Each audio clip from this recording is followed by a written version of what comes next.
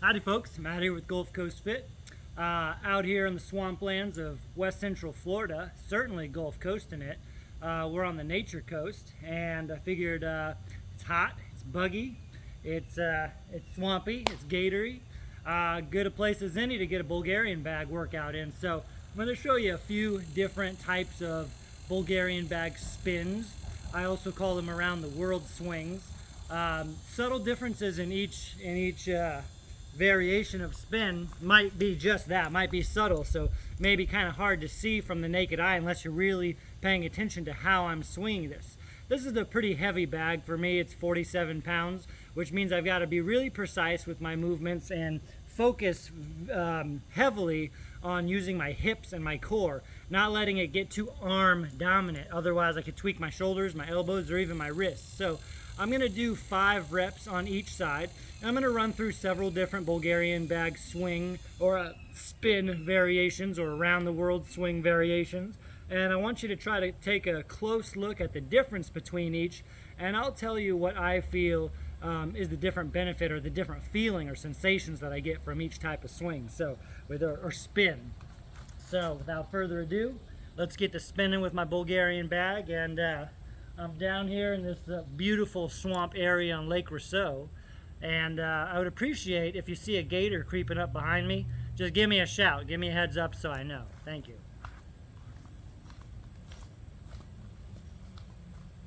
Alright, with a heavy bag, I like to start from the ground. That way I get to push through my leg and rotate and twist through the core to help get me some good momentum into my set. So it's kind of like practicing a kettlebell swing from the ground, hiking it through your legs and up. We start from the ground, so we push into the ground to generate some power and momentum. So first type of swing I'll give you is kind of what I consider a conventional or a spin, a conventional Bulgarian bag spin.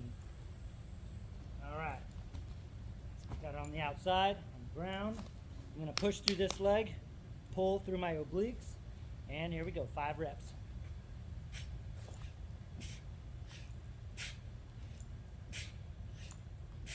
And I set it down. 5 on the other side. Push through the leg.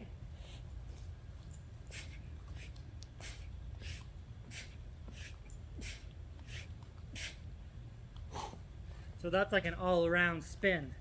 You see I'm on a pretty steep slope here, and since I've got a heavy bag, I'm taking a wide stance. So uneven ground, heavy bag, I've got my stance pretty wide. Maybe, sorry, my allergies are killing me today, so let me pick my nose in front of you.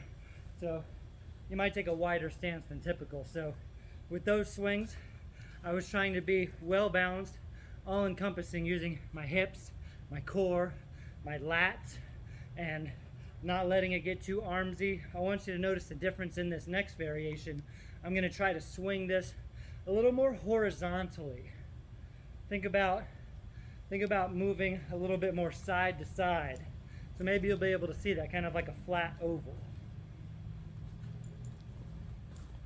A little wider, a little flatter.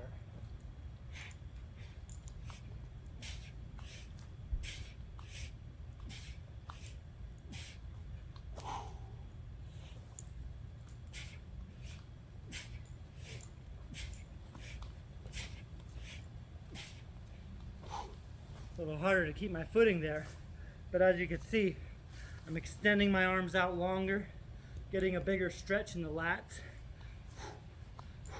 It does want to pull you side to side more, so you can see my weight was shifting around a little bit. Really challenges the core stability and your foundation a little more. Now I'm going to do the opposite, more of an upward vertical oval or spin. This one, my arms are not going to be as extended. I'm going to keep it tight. I'm going to think up and down, up and down. And no longer am I spinning behind me as much. It's really going more in the frontal plane, up and down, like this. See if you can tell the difference. Up, down, up, down.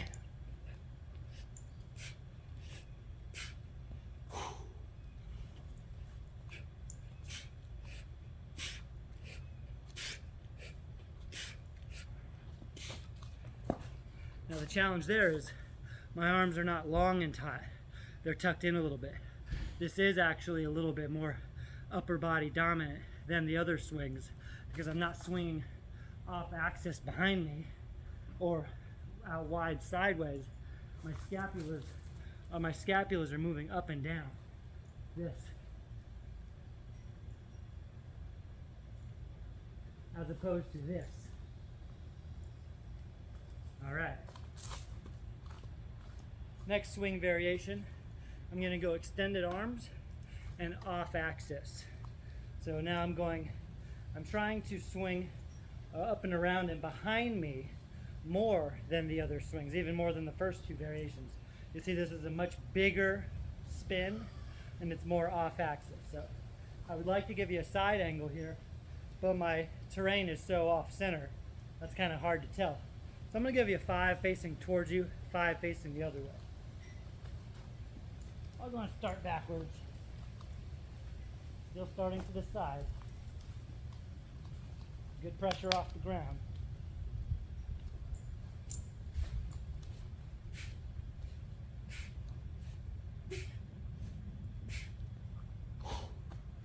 Ooh, yeah. Front view.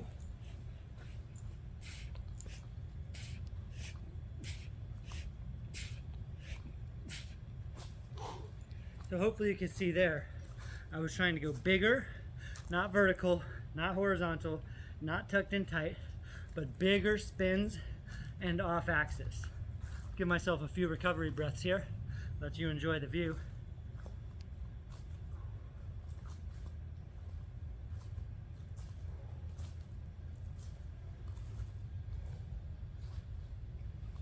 With a heavy bag, I don't get a lot of reps in.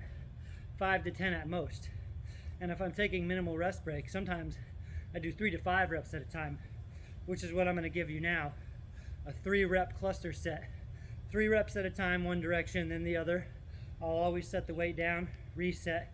I'll take 1 breath, keeping my hands on the bag, and then I'll lift off right into my next cluster of 3. So going by 3 at a time, let's say I get 3 rounds on each side. So that's going to be 18 reps total. Remember, this is about power, speed, acceleration through the core, acceleration through the ground, not getting too armsy with it. I'm going to go back to my kind of balanced, all-encompassing swing. Kind of the happy medium, the strongest swing. Here we go, 3.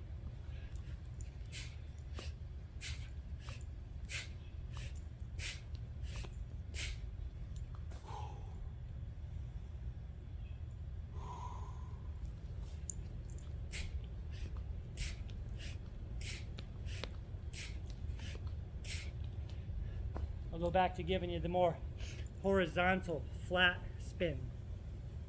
See the difference?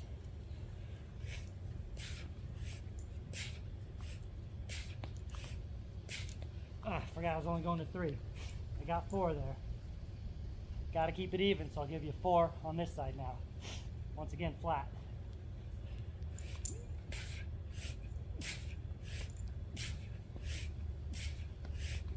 Wow, I went to 5. I got 1 more set on each side.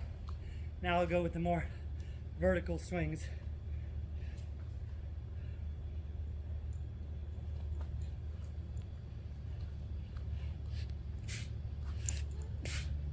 See, I'm reaching up more. Lost my shades. All right, 3 more.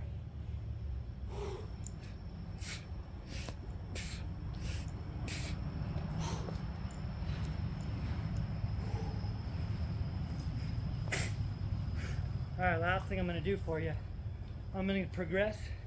This will be the hardest section of this workout so far. Everything's been leading up to this. I'm going to progress by, rather than setting the weight down and resetting, I'm going to decelerate by absorbing the impact on my back and then going right into the opposite direction. This is much more challenging because I do not get to put the weight down, reset my grip, give myself a mini rest break. I go right into it. Honestly, the hardest part about this becomes the grip strength hanging in there.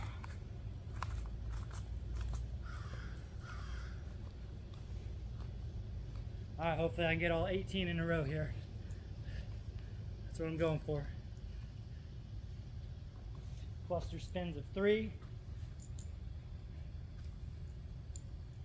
All right, here we go.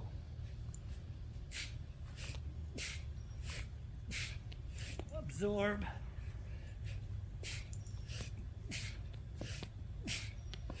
Absorb. Oh, no excuses, keep going. Absorb, losing the grip. I'm not gonna make it. It's falling out of my hand. Reset, keep going. Last set of 3 on each side.